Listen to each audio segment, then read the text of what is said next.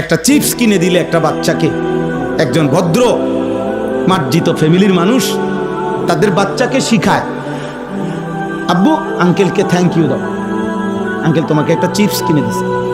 10 টাকার একটা চিপসের জন্য বাবা শিখাইছে, মা শিখাইছে আঙ্কেলকে ধন্যবাদ দিতে হয়। আর এই কায়নাতের সব কিছু দিয়ে যিনি আমাকে লালন করছেন তাকে সেজদা দিতে হয় না? এইটুকু শিখাইলেন না? কি ভদ্রতা শিখাইলেন, কি আদব শিখাইলেন বলে? আল্লাহ তাআলা বুঝতান, কুল হুয়াল্লাযী যারাআকুম ফিল আরদ ওয়া ইলাইহি তুহশারুন। আল্লাহ তাআলা বলেন, হে নবী আপনি বলে দেন, আল্লাহই তোমাদেরকে গোটা পৃথিবীতে ছড়িয়ে দিয়েছেন। কে কোন জেলায়, কে কোন দেশে, কে কোন ভাষায়, হ্যাঁ, সব কিছুর ফয়সালা কার?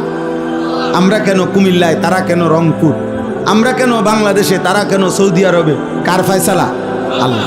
সব মানুষকে জমিনের বিভিন্ন অঞ্চলে আল্লাহই ছড়িয়ে দিয়েছেন। তবে ইলাইহি তুহশারুন, আল্লাহ বলে আপনি এটা বলে দেন, সকলকেই আবার একত্রে আল্লাহর কাছেই হাসরের ময়দানে জমা করা হবে। সুবহানাল্লাহ। ওই যে জাল দেখলে বোঝা যায় না, পুকুরের মধ্যে জাল যখন মারে তো এটা তো এমন সুন্দরে ছড়ায়া দিছে, একটু পরে তিনি আবার টান দিয়া এই জাল গুটায় ফেলেন। আল্লাহ তাআলা বলেন, আমি এই কোটি কোটি মানুষ জমিনের সর্বত্র ছড়িয়ে দিয়েছি, আবার আমি একদিন এটারে গুটাইয়া এক মাঠে জমা করে ফেলব। ওয়ায়াকুলুনা মাতা হাদাল ওয়াদু ইন কুনতুম সাদিকিন। আল্লাহ বলে, নাফরমান পাপীরা তারা বারবার নবীকে বলে, হে মুহাম্মদ যদি তুমি সত্যবাদী হও তো সেই ওয়াদাকৃত দিন হাসরের মাঠ কই হচ্ছে না কেন? কোন দিন হবে বলো? এই বিদ্রুপ করত, নবীজিকে ঠাট্টা করত। কই বাপ মরল, দাদা মরল, দাদার বাপ মরল, দাদার দাদা মরে গেল, কেউই তো কই কোনো হাসরের নামগন্ধ দেখলাম না, আখিরাতের নামগন্ধ দেখলাম না, কই হয় না কা? এভাবে বিদ্রুপ করত। এই অনেক মানুষ আছে তো ভিতরে ভিতরে, ও মাইত না হুজুররাই দি কয়, ও যত কয় এত না, ও এত না। আমি একদিন একজনরে কইছি, চাচা আচ্ছা ধরে নিলাম আমি যত কইছি এত না, মনে করেন এর অর্ধেক, তা আপনি অর্ধেক ফিডা লইতেন পারবেন নি? তো তাহলে আমি যে এত কই এত নাকি? বুঝেন না এমনি কথাটা? আমাদের বলার অর্ধেক ফিডা লইতেন পারবেন আপনি, কবরের আযাব নিতে পারবেন। অথচ আসলে বাস্তব কথা এটাই যে আসলে আমরা যত কই তত না, বরং তার চাইতে কোটি গুণ বেশি, তার চাইতে কম না, বরং কি বেশি। কারণ প্রকৃত জান্নাত জাহান্নামের বর্ণনা আল্লাহ বলছে তোমরা কেউই পুরো আন্দাজ করতে পারবা না এই চোখে দেখার আগ পর্যন্ত।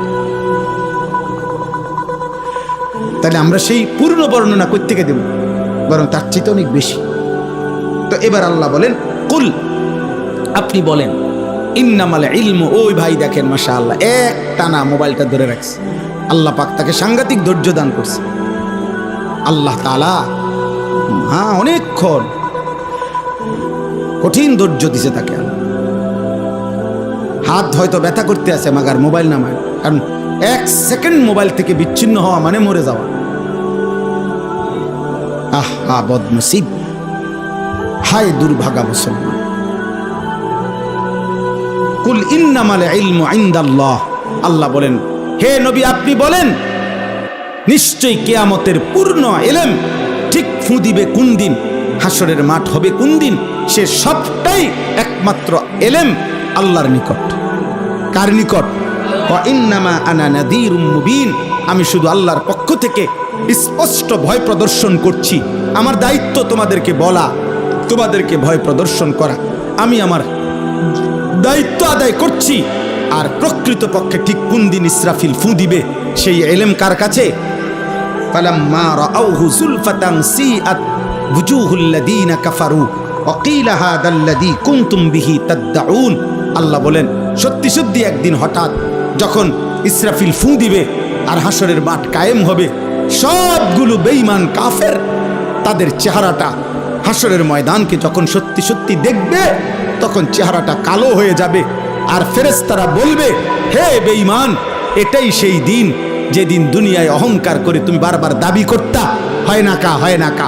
এই হইল আজকে, আজ হইল, আজ হইল, এটাই সেই দিন। এবার আল্লাহ বলেন, কুল আরাআইতুম ইন আহলাকানি আল্লাহু ওয়া মান মাইয়া আও রাহিমানা ফামান ইউজিরুল কাফিরিনা মিন আযাবিন আলীম।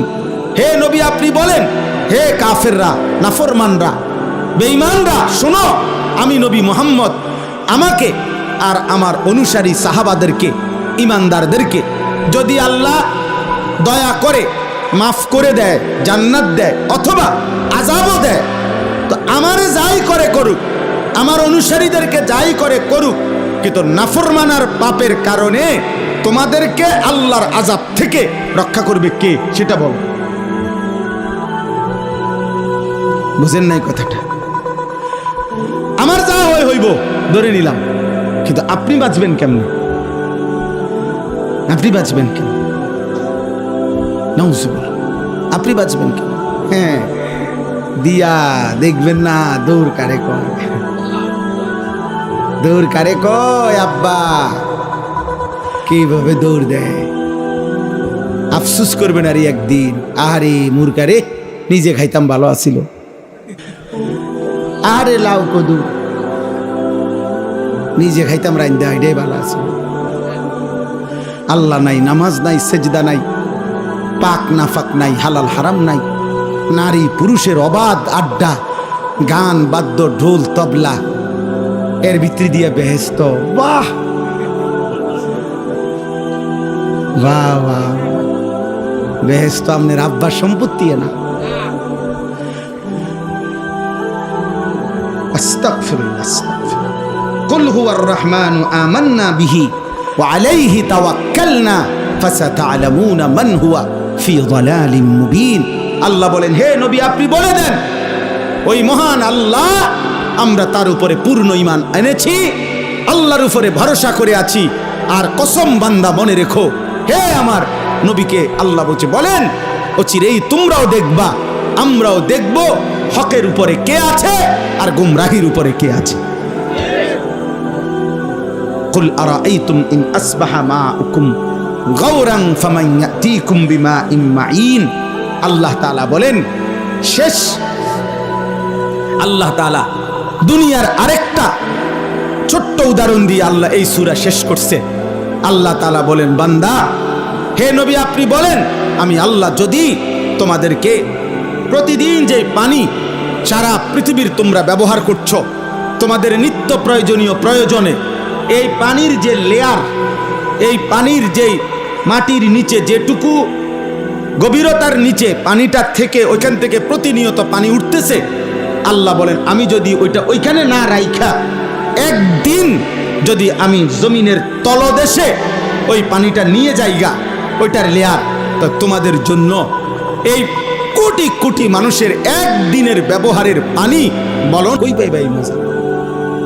কোরআনুল কারীমের মধ্যে আছে, নবীজি সাল্লাল্লাহু আলাইহি ওয়াসাল্লামকে আল্লাহ তাআলা বলছেন, ওয়াদাক্কির ফাদাক্কির ইন নাফাআতিদ যিকরা। হে নবী আপনি যদি বুঝেন নসিহত করলে ফায়দা হবে, এমন প্রত্যেক জায়গায় আপনি উপদেশ বারবার দিতে থাকেন।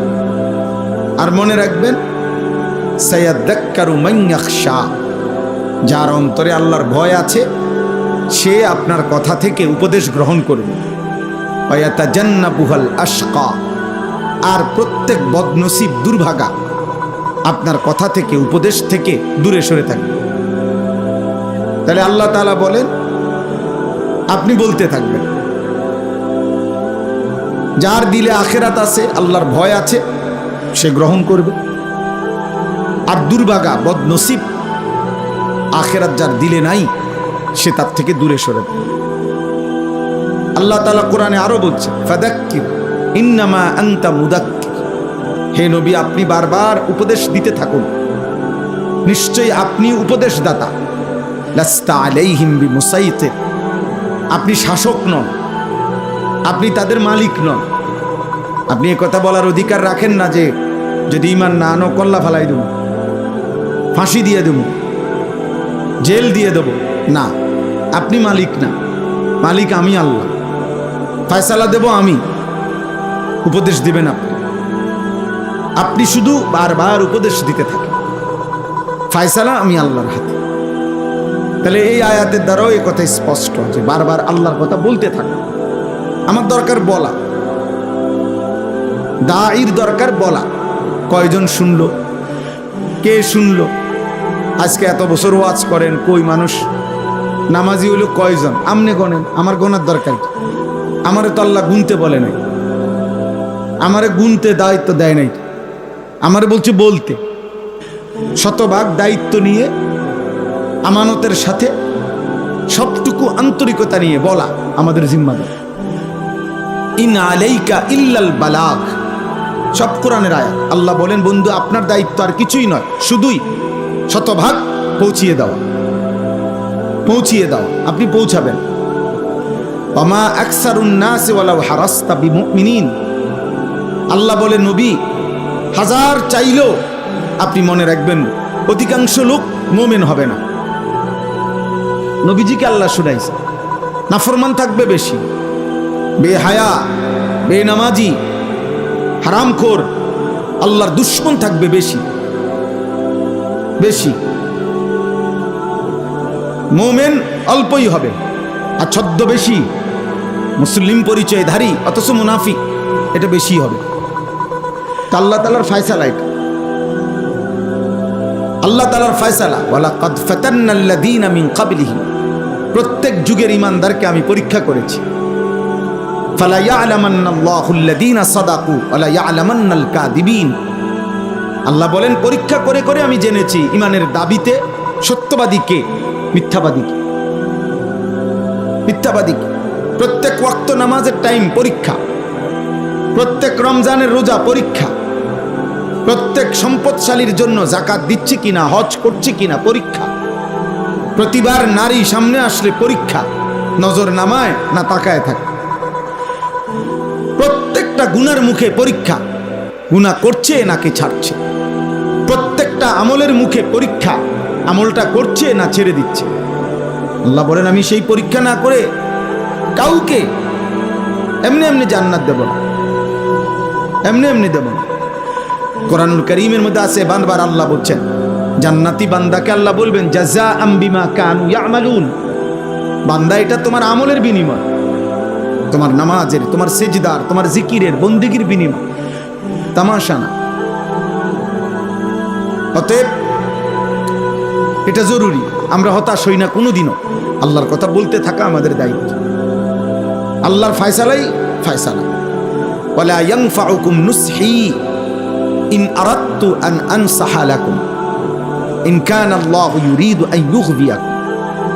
নূহ আলাইহিস সালাম এটা বলতেন, হে আমার জাতি, দিবানিশি আমি তোমাদেরকে যে উপদেশ দিচ্ছি, আমার উপদেশে কোনো কাজে আসবে না যদি আল্লাহ তার বিপরীত সিদ্ধান্ত নেয় যে তোমাকে তিনি বেঈমানি রাখবে, পথভ্রষ্টই বানাইয়া রাখবেন। এটা যদি আল্লাহর ফয়সালা হয়, আমার ৯৫০ বছর না ৯.৫ লক্ষ বছরের উপদেশও কোনো কাজে হবে না। ফয়সালা কার হাতে? আল্লাহ তাআলার হাতে, আল্লাহ তাআলার হাতে। হ্যাঁ, অনেক মানুষ আছে দেখবেন কয় হুজুররা ওয়াজ তো করতে আছে ডেইলি, কই নামাজি কই না, তো এই জন্য আপনি বুদ্ধি দেন যে ছেড়ে দিত, বন্ধ করে দিত। কোন আপনি বুদ্ধি দেন এটা? সবাই আপনার মতো বইবে সাদোয়ানে বিড়ি খাক, বলেন সবাই আপনার সাথে বসে বিড়ি খাক, যেহেতু কেউ নামাজি হচ্ছে না তো বন্ধ করে দেই, এটা নিয়ে দায়িত্ব। আর নামাজি হচ্ছে না আপনাকে কে বলছে? কে বলছে পরিবর্তন হচ্ছে না? প্রতিদিন পরিবর্তন, প্রত্যেক দিন। খোদার কসম, এই বাংলাদেশেও প্রতিদিন আমাদের মুসলিম কিশোর, যুবক, নওজোয়ান ছেলে হাজারো প্রতিদিন ১ জন, ১০ জন, ২ জন, ৪ জন আল্লাহর দিকে ফিরছে। লক্ষ লক্ষ যুবক আমরা জানি আলহামদুলিল্লাহ গুনাহ করে করে ক্লান্ত, গুনায় আর মজা পাচ্ছে না, নারী দেখে আর ভাল লাগে না, আর কত দেখবো? উলঙ্গ ছবি আর কত দেখবো? অশ্লীল দৃশ্য আর কত দেখবো? অসভ্যতা আর কত করবে? আর কত? গুনাহ কোনোদিনও তৃপ্তি দেয় না, আজ না হোক কাল থামতেই হয়। পাপী থামেই, এটাই সত্য। পাপী একদিন আফসোস করে যে কিছুই পাইলাম না, কিছুই পাইলাম না। হারামখোর একদিন থামেই, একদিন বেলা শেষে দেখে কেউ তাকে ভালোবাসে না। সুদখোর একদিন দেখে কেউ তাকে ভালোবাসে না। ঘুষখোর একদিন দেখে কেউ তাকে ভালোবাসে না। আপনজনও না, দূরের কেউ। যেই আলারে সুযোগ পায় সেই কয় সুদখোর, যেই আলগা সময় পায়, সুযোগ পায়, সেই কয় 2 নম্বর। হ্যাঁ, দুশ্চরিত্র। শেষ পর্যন্ত ইজ্জত মিলে না আব্বা, শেষ পর্যন্ত সম্মান মিলে না। 70 বছর পরে হইল পাপী, তার প্রজন্মের কেউ হইল পূর্বপুরুষের পাপের প্রায়শ্চিত্ত হিসেবে তাকে শুনতে হবে, তোর দাদা 2 নম্বর আছিল, তোর বাপ 2 নম্বর আছিল। আমরা জানি, লম্বা কথা কইস না।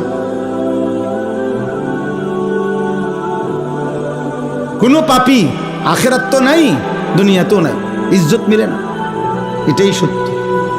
ইতিহাস বারবার এটাই দেখাইছে, আমরা পড়ছি আলহামদুলিল্লাহ। ইতিহাসের হাজারো বই, হাজারো পৃষ্ঠা আলহামদুলিল্লাহ আমরা পড়ছি, দেখছি। বারবার ফিরে ফিরে আসে ইতিহাস এটাই, যে পাপী, জালেম, নাফরমান, চরিত্রহীন লজ্জিতই হয়, লজ্জিতই হয় শেষ পর্যন্ত। এই জন্য আব্বা এটা বোঝা উচিত, মূলত ফয়সালা আল্লাহর হাতে। আল্লাহর দয়া ছাড়া, আল্লাহ তাআলার মেহেরবানি ছাড়া ইবাদত, আমল, আখিরাত, নামাজ, বন্দেগী, পরকালের অনুভূতি অনেক বড় নিয়ামত। ভাত খাওয়া কোনো নিয়ামত না, বিরাট কিচ্ছু না। পেশাব পায়খানা কোনো নিয়ামতের কিছু নেই, স্বাভাবিক বিষয়। তো গরু ছাগলের এই চাহিদা পূরণ হয়। ঘর দুয়ার, বিল্ডিং, দালান, এটা কোনো নিয়ামত না। গরু ছাগলও বিল্ডিং এর মধ্যে থাকে। ইউরোপ আমেরিকার মধ্যে শুকর পালে সেন্ট্রাল এসিওয়ালা বিল্ডিং, কুত্তা পালে একদম ফুল এসিওয়ালা ভবন, সেন্ট্রাল এসি। হেলিকপ্টার দিয়া ক্ষেতের মধ্যে সার দেয়। 1 কোটি টাকা দামের গাড়িতে, 80 লাখ টাকা দামের গাড়িতে জাপানে ছাগলের ঘাস টানে। ওরা কিছুদিন চালাইয়া দিলে 5,000 কিলো, 10,000 কিলো এরকম কিছু চালাইয়া দিয়া ফাটাই দিলে এটা আমাদের দেশে হয় ইনটেক ব্র্যান্ডেড গাড়ি। বুঝেন নাই? হ্যাঁ, তাহলে এই জন্য বললাম দুনিয়া এবং এর মধ্যে যা কিছু আছে এটা আমার অর্জন হয়েছে, শুধু হচ্ছে, এটার মধ্যে সফলতা না। সফলতা আখেরাত, কামিয়াবি আখেরাত, আমারও আপনারও, জওয়ানেরও বুড়োরও, মাদেরও বোনদেরও, মানুষ মাত্রই কামিয়াবি আখেরাত। এই জন্য এটুকু বুঝা এটা জরুরি। 2-4 জন এখনো মোবাইলে ধরে রাখছেন হাতে, আমি নিষেধ করা সত্ত্বেও, এমন বেয়াদব চলে গেলে ভালো, এমন 2-1 জন বেয়াদব উঠে গেলে ভালো হয়। আর নাই তো এর পরের বার আরো একবার সতর্ক করলাম, এবার কিন্তু ডাইরেক্ট ধমক দুম। এজন্য ভাই এটা জরুরি, অনুভূতি চাই। আমাদের প্রিয় হযরত মাওলানা মুফতি আমজাদ সাহেব, আপনারা শুনতেছিলেন, আমি এসেও শুনতেছি, বলছেন রাসূলুল্লাহ সাল্লাল্লাহু আলাইহি ওয়াসাল্লাম একটি আমল হজ কি পরিমাণ কঠোরতা করছেন নবীজি, কি কঠোর কথা বলছেন যে আমার যে উম্মত ফরজ হয়েছে অথচ হজ করলো না, মরে গেল। আল্লাহ নবী সাল্লাল্লাহু আলাইহি সাল্লাম বললেন এটা হয় ইহুদি মরছে না খ্রিস্টান মরেছে। আমি জানি না এটা ইহুদি মরলো না খ্রিস্টান মরলো, মানে এনে কিন্তু এভাবে বলে নাই যে এটা কি মুসলমান মরছে না ইহুদি মরছে, এটা বলে নাই। এটা কি মুসলমান মরলো না খ্রিস্টান মরলো, এটা বলে নাই। বলছে এটা হয় ইহুদি হয়ে মরছে না খ্রিস্টান হয়ে মরেছে, মুসলমান হয়ে মরে নাই, এটা নিশ্চিত। এবার কাফেরের কোন আইটেম, কি ইহুদির আইটেম না খ্রিস্টান আইটেম, নবীজি বলেন এটা আল্লাহ পাক জানে, বাকি এটা মুসলমান না। কি বসে রয়েছে উনি, আমার দায়িত্ব আমি শেষ করছি হুজুর। তারা 4 জনের বিদেশ পাঠাইছে। এবার তারা যদি কোনোদিন তাকে বিবেকে কুলায়, ফুতেরার তারা যদি দয়া করে টাকা দেয়, তারা যদি তাগো আব্বারে হজে ফাডায়, তাইলে যাইলাম হইলে, নাই তো আমার পক্ষে সম্ভব না। না, আমনের পক্ষে সম্ভব শুধু বন খাওন। আমনের দায়িত্ব হইল শুধু সাদোয়ানে গপ মারো, লম্বা লম্বা কথা কও। এটাই আমনের শেষ জীবনের কাজ। শেষের 10 বছর শুধু আমনেরে সাদোয়ানের জন্য বানাইছে। আপনি বসে বসে প্রত্যেক দিন ঘরের থেকে ভাত খাইয়েই চা দোকানে বসবেন, আর এই বন বিড়ি পান সুপারি চা বিস্কিট খাবেন, টেলিভিশন দেখবেন, আর 10 গ্রামের যত বেহুদা কথা হয় বলবেন নয় শুনবেন। খালাস, চাচারা এই ডিউটি, শেষ বয়সের ডিউটি, ওনার আর কোনো কাজ নেই। ওনার তো কাজ তো যেটা উনি করার করছেই, তারা 13 জনরে তো বিদেশ পাঠাইছেই। তাহলে বোঝা গেল ছেলের যদি দয়া হয় তাইলে হজ ফরজ হয়।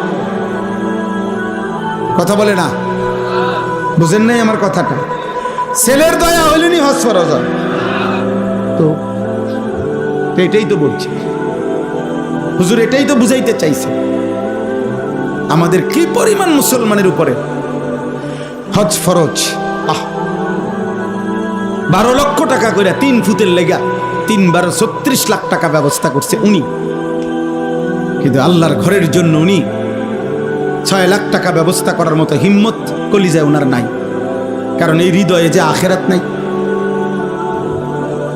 নিজের মরণের ভয় নাই, নিজের জন্য নেকির দরকার নাই। আমার ফুতের লেগে সারব, জি ফুতের লেগে করিয়া গেছি, সার্থক আমি। আহা না আব্বা, জিফুতের জন্য করা কেউ নিষেধ করে নাই, জিফুতের জন্য উপার্জন কেউ বন্ধ করে নাই, কিন্তু নিজেকে ভুলে গেলেন কেন? আপনার আখেরাত ভুলে গেলেন কেন? ভুলে গেলেন কেন? সম্পদ আছে, ও ফুতে যদি দয়া করিয়া টাকা দেয় তাহলে কোরবানি দিব। ও মা তো তুই টিয়া না দিলে আব্বাই করতে কোরবানি দিব না। আপনি করতে কোরবানি দিবেন, আপনি আসবেন ঈদের দিন, আপনি গ্রামে গ্রামে হাঁটবেন, বুঝলেন না? ডাইরেক্ট কি কোন হুজুর আমি করতে টিয়া আনু ডাইরেক্ট, অথচ উনি এখনো পূর্ণ সম্পত্তির মালিক, এখনো অ্যাকাউন্ট ওনার নামে, এখনো ওনার কাছে কোরবানি ফরজ ওয়াজিব হওয়া পরিমাণ সম্পদ আছে, টাকা আছে, জমা টাকা আছে, বুঝতেই চায় না। কদ্দুর বেলে যে যাইয়া বুঝি না, একজন আলেমের জিগাই যে হুজুর আসলে আমার জমি আছে এরকম, ব্যাংকে টাকা আছে এত, অথবা আমার আছে এই নাই এই, আমনে কদ্দুর চাইয়া শুননা আমার এটা বুঝাইয়া দেন, আমার উপরে হজ ফরজ কিনা, আমার উপরে কোরবানি ওয়াজিব কিনা। আপনি এটা একজন আলেম থেকে বুঝে নিতে অসুবিধা কি? আলেমে চুরি করে নিবে গা আপনার টাকা? হ্যাঁ, আলেমে টাকা তো তাহলে আপনি জিজ্ঞাসা করলে ক্ষতি কি? বলেন আপনারা এখানে যদি 10 জন বুড়ো মানুষ হন, 20 জন বুড়া মানুষ হন, আপনি কোন দিন নিজে বুঝা গিয়া বলে আমি গেছি হুজুরের কাছে, আমি হিসাব দিছি, আমার সম্পত্তি এই, আমার ব্যাংকে এত টাকা, আমার জমি এতটুকু, আমার কাছে আছে এই, আমার উপরে হজ ফরজ কিনা, আমার উপরে কোরবানি ওয়াজিব কিনা, আমার উপরে জাকাত ফরজ কিনা, এটা বুঝতে গেছেন আপনি, নিজে বুঝে আসছেন, এমন 100 না 1000-এর মধ্যে একজন মিলা কঠিন হয়ে যায়।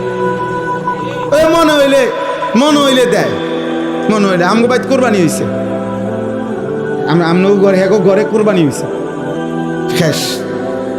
অথচ 4 ফুট 3 ফুটে ইনকাম করে, 2 জন ঢাকা থাকে, 2 জন বিদেশ থাকে, বুঝেন নাই কথাটা? সবাই কেউ 20,000 কেউ 10,000 করে টাকা দিছে। এবার ঘরের মধ্যে দুজনের নামে, হয় মার নামে নয় বাপের নামে নয়, তারা দুজনের নামে কোরবানি দিয়ে দিছে। হ্যাঁ, এই তো কোরবানি হয়েছে তো আমগো ঘরে। এটা নি কোরবানির বিধান? কোরবানি বুঝিয়ে 4 ফুটের ইনকাম মিলাইয়া বাপের নামে কোরবানি দেওয়া, এটারে নি কয় কোরবানি? তো আপনার নামে যে কোরবানি দিলেন, এটা তো কোরবানি হয়েছে আপনার, তো তার উপরে যে কোরবানি ওয়াজিব, তো এটা ওইটা কি? ওইটা কে আদায় করবে? বুঝেন নাই কথাটা? প্রবাসী ছেলেটার কাছে তার উপরে তো কোরবানি ওয়াজিব হয়, তো তার কোরবানি কই?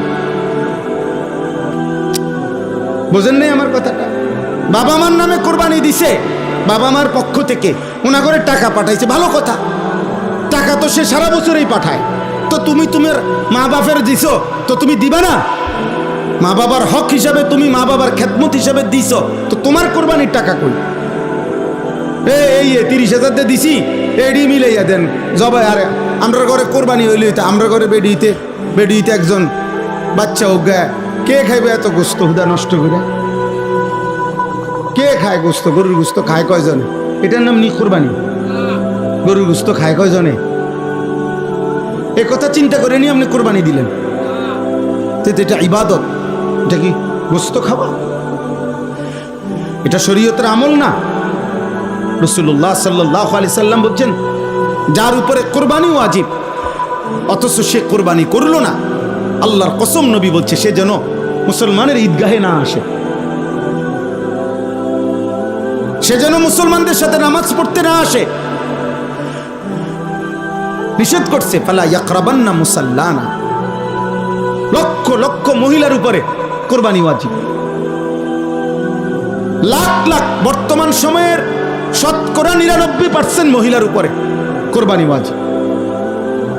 খবরও নাই, ওই ফিতরা দিছে 70 টাকা, বেডিরে বুঝাই দিছে তোমার নামে ফেতরা দিছি, আকার জোরে আইয়া কইছে চিন্তা করো না, দিছি তোমার নাম, তোমার বেহেস্তের বুঝ করে দিছি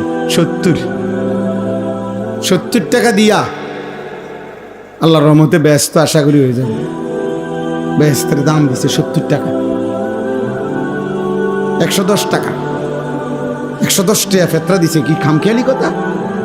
কে কারে দেয় টেয়া? আমি দিক কেনে দিছি আল্লাহ, বুঝলেন না? 110 টাকা দিছে।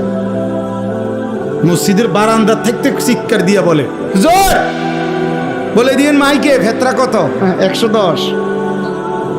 বুঝলেন না? মাইক কি পুরা জেরাম চুক্তি, মাইক না মাইলেও তো 6 জনের আইব সর্বোচ্চ 660 টাকা। এটা তো মাইক ভাড়া দিলে আর টেয়া থাকতো না। এই হলো আমাদের খামখেয়াল। আমি হুজুরের কথার কারণে মনে করাই দিলাম, আব্বা এটা খামখেয়ালি করলে হবে না। রাসূলুল্লাহ সাল্লাল্লাহু আলাইহি সাল্লাম বলছেন, যার উপরে যাকাত ফরজ, খোদার কসম সে যদি যাকাত না দেয়, আল্লাহর নবী বলছেন, বুখারীর হাদিস, হাসরের ময়দানে দাঁড় করাইয়ে জাহান্নামে পাঠাইবার আগেই যাকাত যে আদায় করে নাই, হাসরের ময়দানে থাকতেই বিচার কার্য, হাসরের ময়দান, কোরআনুল কারীমের স্পষ্ট আয়াত, পরিষ্কার কোরআনের আয়াত, হাসরের ময়দানের একদিন 50,000 বছর। কত বছর আব্বা? 50,000 সানা, 50,000 বছর। আল্লাহ নবী বলেন, যাকাত যে আদায় করে নাই, হাসরের ময়দানেই দাঁড় করাইয়াই তাকে শাস্তি দেওয়া শুরু হবে 2 ভাবে। এক, তার সারা দেহে বিষধর সাপ পেঁচাইয়া তার 2 মুখ সাপ তার 2 গালে ঠোকরাইতে থাকবে। আর দ্বিতীয়ত, আল্লাহর কোরআনে বলছে, তার স্বর্ণ রৌপ্য জমানো টাকা আগুনের মধ্যে পোড়াইয়া এরকম গোলাকার বানাইয়া, বলের মতো বানাইয়া, ওইটা দিয়া তার কপালে, কোমরে, পিঠে দাগ দেওয়া হবে। এটা হাসরের মাঠে মাঠে, জাহান্নামে না। জাহান্নামের ফিডা পরে, জাহান্নামের আযাব পরে, এটা হাসরের মাঠে। কোরআন শরীফের আয়াত, ইয়াউমা ইউহমা আলাইহা ফি নারি জাহান্নাম ফাতুকওয়া বিহা জিবাহুহুম ওয়া জুনুবুহুম ওয়া যুহুরুহুম আপনারা মামুলি মনে করবেন। অসংখ্য অনেক ছেলে আছে অবিবাহিত, কিন্তু চাকরি করো, ব্যবসা করতেছ। তুমি অবিবাহিত হইলে কি হইছে? যাকাত কিংবা হজ ফরজ হওয়ার জন্য বিবাহ জরুরি না। বিবাহিত অবিবাহিত এখানে মাসালা না, কথা বোঝেন নাই আপনি? অবিবাহিত হইলে কি, তুমি উপার্জন করছো, তোমার কাছে আলাদা জমানো টাকা আছে, তোমার কাছে কমপক্ষে 1 লক্ষ টাকা জমা আছে, 70,000 টাকা জমা আছে। তুমি জানতে হবে কোন আলেমে দ্বীনের কাছে যে আমার উপরে যাকাত ফরজ কিনা, আমার উপরে হজ ফরজ কিনা, আমার উপরে কুরবানি ওয়াজিব কিনা। বুঝেন? ঈদের দিনে, কুরবানির ঈদের দিন ভোরবেলা 10ই জিলহজ 52.5 ভরি রূপার দাম সমপরিমাণ টাকা যার কাছে অতিরিক্ত আছে, তার উপরেই কোরবানি ওয়াজিব। 1 বছর থাকা জরুরি না কোরবানির জন্য। আরো বিস্তারিত মাসআলা আর দরকার, আমরা এটা বোঝানো সম্ভব, আলহামদুলিল্লাহ আমরা এটা পারতাম, কিন্তু মাহফিলে এটা বুঝাইয়া পারা যায় না। বরং উচিত প্রত্যেক রোগী যেমন নিজ প্রয়োজন ডাক্তারের কাছে বলে, আর ডাক্তার ওই আলোকেই প্রেসক্রিপশন দেয়। যদিও দেখা গেছে রুগী এই 30 জন জ্বরের রুগী, তবুও ডাক্তার একথা বলে দেয় না আপনারা যেহেতু 30 জনই জ্বর নিয়ে আসছেন সবাই আপনারা নাফা খাইতে থাকেন যান না। প্রত্যেক রুগী সে আলাদা আলাদা দেখে, আলাদা আলাদা ওষুধ দেয়, কারণ বয়স, ওজন, হ্যাঁ, এই ভিত্তিতে প্রেসক্রিপশন বদলায়। অতএব আমাদের প্রত্যেকের দায়িত্ব, যদি আখিরাত দরকার হয়, যদি পরকাল দরকার হয়, তাহলে মনে রাখবেন এই 3টি মাসআলা, আর্থিক মাসআলা, অর্থ সম্পর্কিত, টাকা পয়সার সাথে সম্পৃক্ত। একটা হলো যাকাত, একটা হলো কুরবানি, একটা হলো হজ। বলেন তো এই 3টার নাম বলেন। কুরবানি, এই 3টা দান সৎকার মতো না, মানে নফল দান সাদাকা যেটা, এটা তো আপনি মনে করেন আমি দিলাম 100 টাকা, আপনি দিলেন 10 টাকা, আরেকজনে দিল 1 লাখ টাকা, ঠিক আছে, যার যার সামর্থ্য অনুপাতের, কারণ এটা নফল। নফল নামাজ আমি পড়লাম 10 রাকাত, আপনি পড়লে কুলাইছে, আপনি পড়ছেন 2 রাকাত, আমি পড়ছি 4 রাকাত, এটা তো নফল নামাজ। কিন্তু জোহরের 4 রাকাত ফরজ, জওয়ান বুড়ো ভাগ করা যায় তো? গরিব দুঃখী আর ধনী ভাগ করা যায় তো? তাহলে সবার জন্য কয় রাকাত?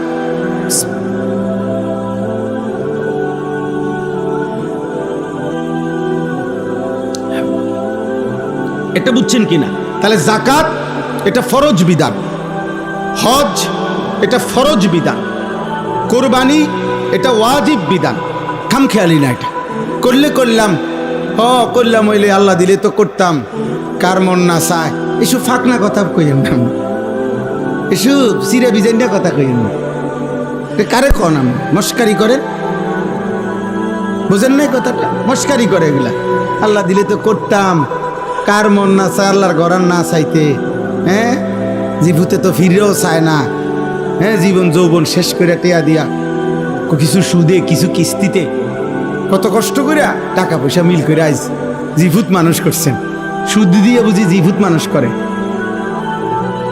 কিস্তির টাকা দিয়ে বুঝি জীবুত মানুষ করে, বাতে না খাবার। হারাম দিয়ে তো মানুষ হয় না বেটা। হারাম দিয়ে লালন পালন হইতে পারে, হারাম দিয়ে সে আবার উপার্জন শিখতে পারে, কিন্তু ইনসান হয় না। এজন্য কোনো হারামখোরের সন্তান মানুষ হয় না, উপার্জনকারী প্রাণী হয়, ইকোনমিক্যাল অ্যানিম্যাল, অর্থনৈতিক প্রাণী হয়, যে উপার্জন করা শিখছে, আবার দুনিয়ার রোজগার আরেকটা কামাই করার পদ্ধতি, যেটা শিক্ষা দিয়া হোক শিক্ষা ছাড়া হোক, কোনো না কোনো পদ্ধতিতে রোজগার শিখছে। ইনকাম করলে মানুষ হইছে, এটাকে বলে না। মানুষ আখলাককে বলে, মানুষ চরিত্রকে বলে, মানুষ সেজদাকে বলে। আল্লাহবিহীন মানুষ হয় না, সেজদাবিহীন মানুষ হয় না, বন্দিগিবিহীন মানুষ হয় না। হালাল হারামের পার্থক্য যার মধ্যে নাই, খোদার কসম সে মানুষ হয় না। ওই জিন্দিগি জানোয়ারের জিন্দিগি। ওই যে জীবনে হালাল হারাম নাই, যে জীবনে পাক না ফাক নাই, যে জীবনে জায়েজ না জায়েজ নাই, যার কাছে মদ মধু বরাবর সে মানুষ না, যার কাছে গালি সালাম বরাবর সে মানুষ না, সে মানুষ না। আপনি গালিও দেন সালামও দেন এক তালে, হ্যাঁ আপনি ভাতও খান বিড়িও খান এক তালে, আপনি বউও দেখেন, টেলিভিশনে নাচ গান নর্তকীও দেখেন এক তালে। কি আপনার কাছে হালাল হারাম আলাদা না এক সমান? তো হালাল হারাম যার কাছে এক সমান সে মানুষ কেমন? এটা তো গরু ছাগলের আখলাক। গরু ছাগলের না কোনো হালাল হারাম নাই, কুকুর বিড়ালের না কোনো হালাল হারাম নাই, মানুষের কথা বুঝেন নাই আমার? মানুষের হালাল হারাম আছে কিনা? হালাল হারাম এগুলো মানুষের জন্য না ছাগলের জন্য? তো আপনি মানুষ না? তো আপনি মানুষ হইলে আপনি এটা মানবেন না কেন? বলেন আব্বা বলেন, ছাগলের গোশত খাওয়া হালাল না হারাম? কে হালাল করেছে? কুত্তার গোশত খাওয়া হালাল না হারাম? কে হারাম করেছে? ছাগলের সৃষ্টিকর্তা কে? কুকুরের সৃষ্টিকর্তা কে? ছাগলের গোশতগুলো দিয়েছে কে? কুকুরের গোশতগুলো দিয়েছে কে? তাহলে আল্লাহ হারাম করলে যদি কুকুরের গোশত খাই না আমরা, আল্লাহ যদি ছাগলের গোশত খাই, তাহলে আল্লাহ হারাম করার পরে সুদ খান কেন? এই মুসলমান, হ্যাঁ বলে দিবেন যে এই হুজুর আর জীবনে দাওয়াত দিও না, এমন ডাকাত জওয়ান বুড়া কেউরে ছাড়ছে না, বলে দিবেন। আর যাতে আয়ুন না লাগে, একবারে সই। কিন্তু আপনি বলেন, আপনি তো এই কারণেই কুত্তার গোশত খান না যে আল্লাহ হারাম করছে। কথা বলেন না কেন? নাহলে এই পৃথিবীতে আল্লাহকে মানে না, হালাল হারাম মানে না এমন অসংখ্য বেঈমান তো কুকুরের গোশত খায়, শুকরের গোশত খায়। তাহলে আমরা খাই না কেন? আমরা আল্লাহকে মানি, আমরা আখিরাতকে মানি, আমরা হালাল হারামকে মানি। তো আমি তো মানি, তো ওইটা মানবো না কেন?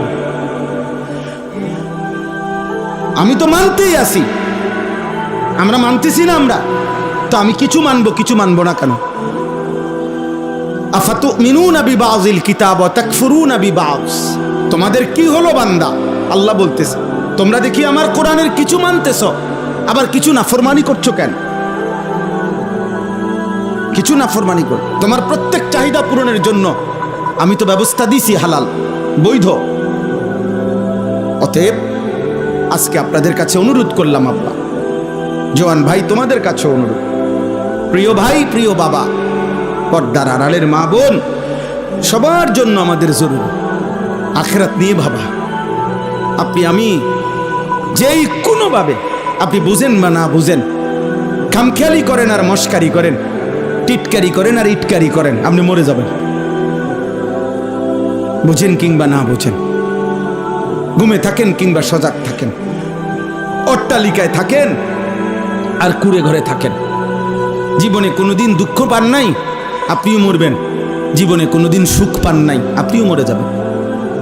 3 বেলা খানা খাইলেও মৃত্যু হয়, না খাইলেও মৃত্যু হয়।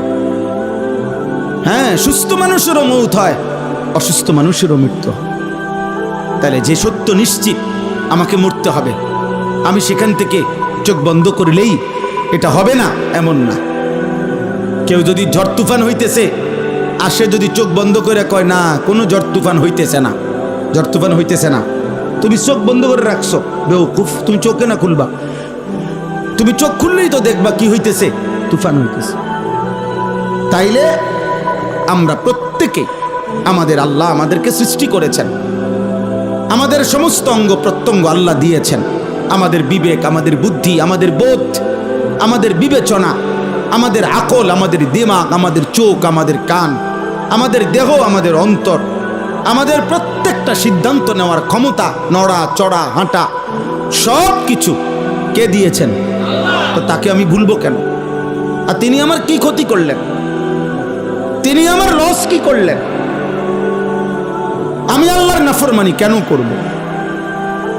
ওয়ামালিয়া লা আ'বুদুল্লাযী ফাতারানি ওয়া ইলাইহি তুরজাউন। সূরা ইয়াসিনের মধ্যে আছে, একজন ইমানদার, উনার পুরা জাতি কাফের, উনি একা মুমিন, এই একা ইমানদার ব্যক্তি তিনি দাঁড়াইয়া সমস্ত কাফেরদের সামনে দাঁড়িয়ে বলছে, হে আমার জাতি, তোমরা আমাকে বলো তো, যিনি আমাকে সৃষ্টি করেছেন আমি কেন তার ইবাদত করব না?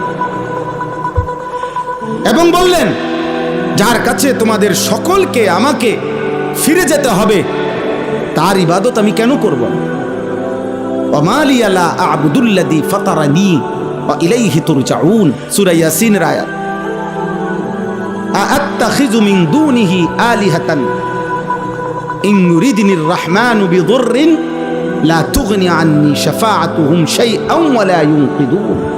আমি যদি আল্লাহকে ছেড়ে দেই আর অন্য কাউকে ধরতে যাই, অন্য কেউ তো আমারে কখনো কোনো বিপদ বা মুসিবত থেকে এক সেকেন্ডের জন্য আমাকে তো রক্ষাও করতে পারবে না, উদ্ধারও করতে পারবে। আমি অন্যকে ডাকবো কেন? আমি অন্যের কাছে যাব কেন? আজকে আপনারা মেনে নিচ্ছেন ঠান্ডা মাথায়, আপনারা ঘরের ব্যাপারে যত্নবান, আপনারা আপনাদের ঘর ফার্নিচার, আপনারা আপনাদের ইট বালু সিমেন্ট, আপনাদের সমস্ত আসবাবপত্রের ব্যাপারে খুব কেয়ারফুল, যেন 2 নম্বর না হয়, ভালোটা। কিন্তু নিজের স্ত্রী ছেলে মেয়ের ব্যাপারে খুব বেশি অসচেতন। ছেলেটা 1 ওয়াক্ত নামাজ পড়ে না, এই নিয়ে আপনার কোনো মাথা ব্যথা নাই, আপনার কোনো চোখের পানি নাই, আপনার কোনো আহাজারি নাই। মেয়েটা পর্দা করে না, স্ত্রী পর্দা করে না, হায় মুসলমান, এই নিয়ে আপনাদের